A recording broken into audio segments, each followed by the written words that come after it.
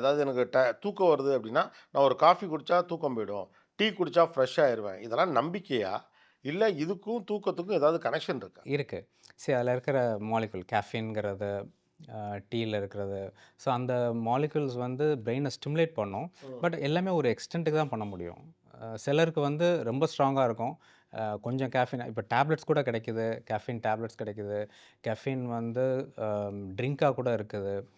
அது எல்லாமே வந்து பிரெயின ஸ்டிமுலேட் பண்ணும். இது மட்டும் இல்ல. நெறைய நியூரோ ஸ்டிமுலன்ட்ஸ் மெடிகேஷன்ஸ்லாம் இருக்கு. ஃபார் எக்ஸாம்பிள் இப்போ உங்களுக்கு இந்த மூவி கூட வந்திருந்துச்சு, நார்கோலெப்சி பத்தி. ம்.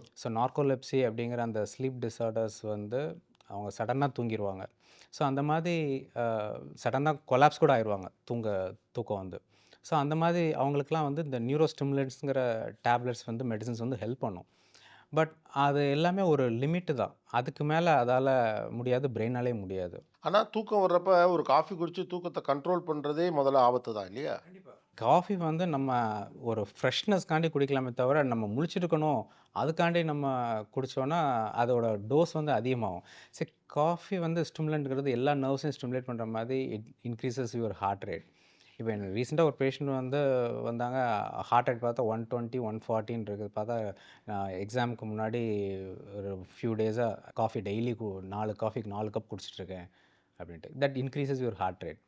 ஹார்ட் ரேட் இன்க்ரீஸ் ஆச்சு அப்படின்னா, ஹார்ட்டுக்கே குடுக்க வேண்டிய பிளட் சப்ளை வந்து கம்மியாயிரும். அப்ப ஈஸியா இன்ஃபார்க்ட் வரதுக்கு நெறைய சான்ஸ் இருக்கு. அந்த மாதிரி கார்டியாக் ப்ராப்ளம்ஸும் நெறைய வரதுக்கு சான்ஸ் இருக்கு.